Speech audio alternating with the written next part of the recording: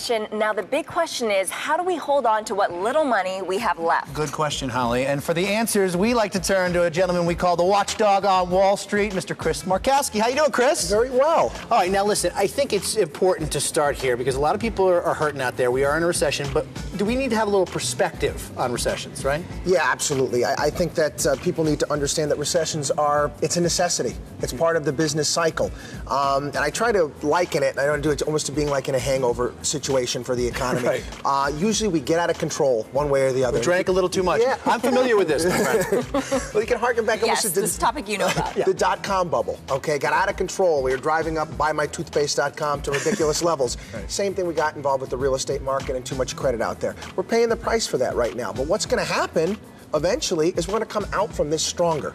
And, you know, people got to understand we're not going to hell in a handbasket. The world doesn't end. This time is no different than the last time. Everything will eventually be okay. Okay, so the first thing we need to do then is to sort of not change course too much. Just to kind of keep with what you were doing in terms of investing, in terms of what you do with your money. You don't want to go crazy, do you? Which might kind of surprise some people because they might be thinking, why should be doing so many things differently? But you say stay on course. No, absolutely. You do not want to start making major changes at all. I'll give you an example. I mean, we make contributions to all of my employees' 401ks at the same exact time. It's our employer contribution. Okay. Every single time when we make a contribution, invest it. The same thing you were doing before. You get off track. I mean, you're trying to guess. You're playing a guessing game, trying to guess when the recession is going to end, or when the stock market is going to bottom, and when it's going to top. You can't do that.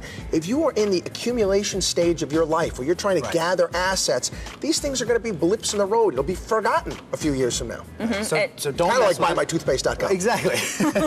so don't mess with the 401k. Absolutely not. You don't want it. You do not want to touch. If you've got it, your plan set up accordingly. If you did it right in the first place and you're investing in a conservative manner, you'll be fine.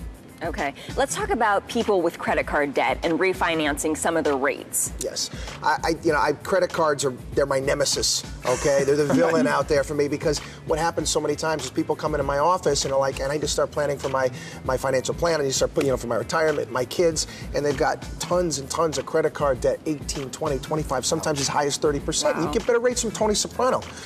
So what you need to do is you really need to start saying to myself, I need to consolidate some of this. I need to get these rates down.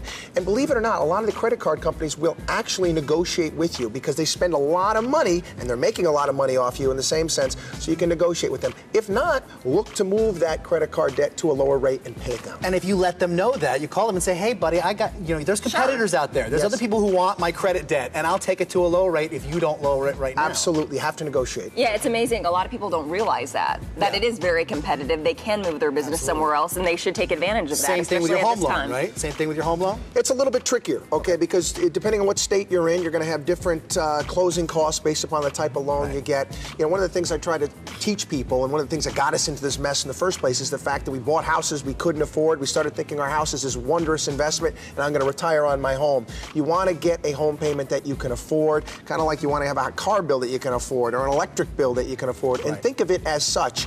If it's prudent for you to refinance your home and you get that rate down, absolutely do it. Okay, and we have a little time left, so the last point we want to make is look for opportunity. Absolutely. Okay, this is where, recessions are opportunities. That's how people need to think of them. If you ever dreamed opening up a coffee shop or a store or a restaurant, now is the time to do it, because you know what? You're going to get better deals, you're going to get better rates, you're going to get better of everything.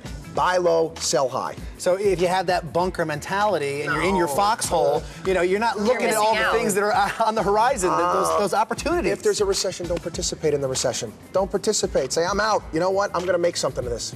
Absolutely. And Procter & Gamble did the same thing, right? Yes, during the Great Depression, believe it or not. Yes, they were at not one of the top tier firms. They said, you know what?